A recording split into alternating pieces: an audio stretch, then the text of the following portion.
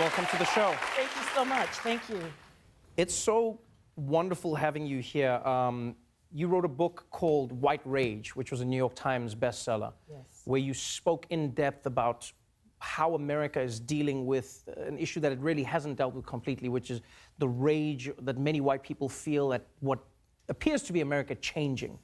This book is I guess, based in some way off of that, and yet is a completely different topic. One person, no votes.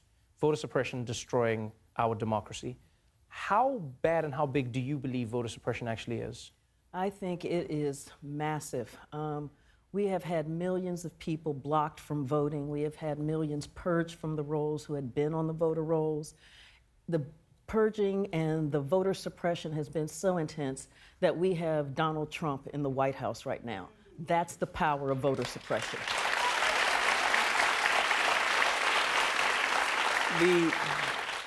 The numbers in the 2016 election, especially in and around the black vote, were really interesting. You saw in key states, in swing states, where voter turnout dropped from, it may have been like 78,000 people turning out and dropped to below 50,000, or you saw drastic drops.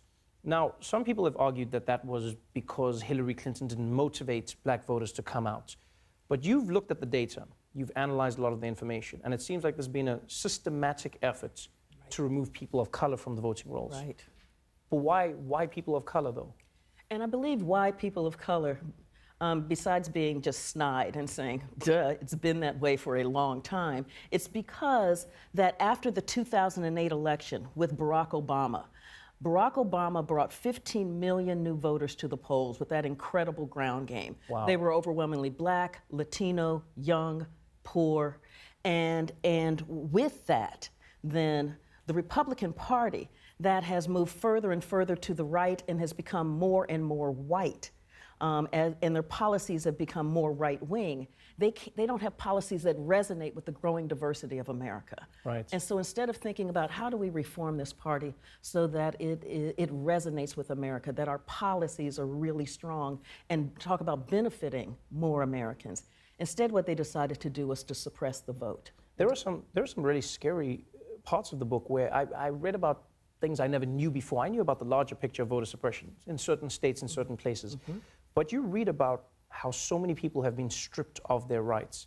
Now, the argument the other way from people like Chris Kobach, from Donald Trump and his team has been, we are protecting democracy. That's why we scrub people of voter rolls. If they've died, if they no longer respond to mail, then why are we keeping them on the voter rolls? How do you respond to that? Yeah, and I respond to that because one of the ways that this works and why it's so effective is that they're able to use that cover of being reasonable. We're just keeping the voter rolls up. But when you really look at what they're doing, is that the people that they're scrubbing, they're not scrubbing people who have moved or who have died overwhelmingly.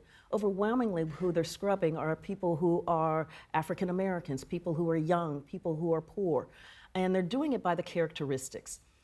So they can't say, oh, we don't want black people to vote, because there's still this thing called the 15th Amendment. Right. Although the Voting Rights Act got gutted by the Supreme Court, there's still this thing called the 15th Amendment. So what they do is they go after the characteristics of a people, societally imposed characteristics. They go after those things like if you move a lot, and we know that people move a lot, particularly if you're poor, you don't stay in the same house forever. Right. That moving then becomes a reason to knock people off the rolls. They say, and one of the things that we also know, characteristics, is that young people, minorities, and students, they don't vote regularly. So they start knocking people off the rolls for not voting regularly. And so they use those characteristics, and those are the characteristics of people who don't overwhelmingly vote for Republicans. Right. Yeah. When you look at the numbers and you look at how impactful this could actually be, the argument is always met with, yes, but look at how much voter fraud there is. Now, we talked briefly about this, but overwhelmingly, most Americans believe that voter fraud is a very definite threat. Absolutely. And that has been a well-cultivated myth. It was born up out of the 2000 election, that horrible election with hanging chads. Right. And that myth of massive rampant voter fraud coming out of the cities, stealing our elections. Except when they really went hunting for it, they couldn't find it. Justin Levitt, a law professor out of California, he looked, and he went from 2000 to 2014. Out of 1 billion votes, he was able to identify 31 cases. 31 out of 1 billion votes of voter impersonation fraud. When Chris Kobach, the Secretary of State that you mentioned, who helped head up Trump's Election Integrity Commission, in their report, which was all about when Trump said 5 million voters have come in and I would have won the popular vote. That's a great Trump, by the way. Thank you, thank you. It's not as good as yours.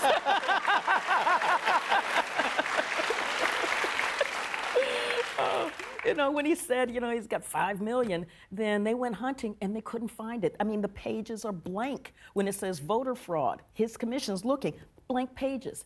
It's not there. When Greg Abbott, out of Texas, is arguing for voter ID, and Judge Ramos is saying, okay, you've got rampant voter fraud. Where? And he's like, it's rampant. She's like, where? How many? It's a lot. Rampant. How many? 2. And I'm like, is that rampant?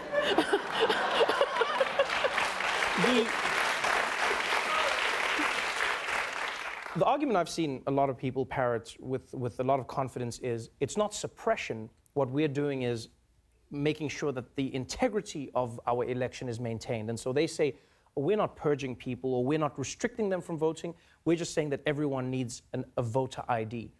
Now, I understand it, but if you were explaining to someone who is genuinely well-intentioned, someone who says, I don't understand, why is it so hard, or why is it so difficult for the government to say, why is it so bad for the government to say everyone should have a voter ID that is issued by the government or at the DMV? Why is that so much to ask? Okay, and so let me just give you a couple of examples about how that really works. Because part of, again, the way that it sounds so reasonable, because you need an ID, what Trump said, you need an ID to go buy groceries. Right. But as we all know, it doesn't quite work that way. So for instance, in Alabama said you got to have a government-issued photo ID. And then said, but your public housing ID does not count. Now, Alabama's a poor state. They've got lots of public housing. 71% of those in public housing in Alabama are African American. For many, that's the only ID they have. So you automatically wiped away that type of government-issued photo ID, because public housing is government-issued. Right. Okay. Then Alabama shut down the Department of Motor Vehicles in the Black Belt counties. And so now people were going to have to go 50 miles to get a driver's license. But if you don't drive, how are you going to go 50 miles? And you don't have public transportation. So what you do is you create an obstacle. Right. And then you create an obstacle to the obstacle. And you make it so difficult for people who are already working their hardest to make it, to now be able to just access their basic right to vote. We see this in state after state. North Carolina, the Fourth Circuit said, you have targeted African Americans with nearly surgical precision. So these states, they make it sound innocuous. Oh, you need an ID, but it's not any ID. In Indiana, you need to have a driver's license to get a birth certificate. But to get a birth certificate, you need a driver's license. That's brilliant. It's genuinely brilliant. It really is. Let's look to the future. Yes. We have elections coming up. Yes. You have midterms happening in America. You also have the presidential election, which will be on its way shortly after that. Mm-hmm. Is there anything people on the ground can do? What can people do to protect their votes? Yes, absolutely. So there are several things. One is you have to register to vote. And there are organizations that are on the ground helping people like get the identification, get the documents they need in order to get the identification.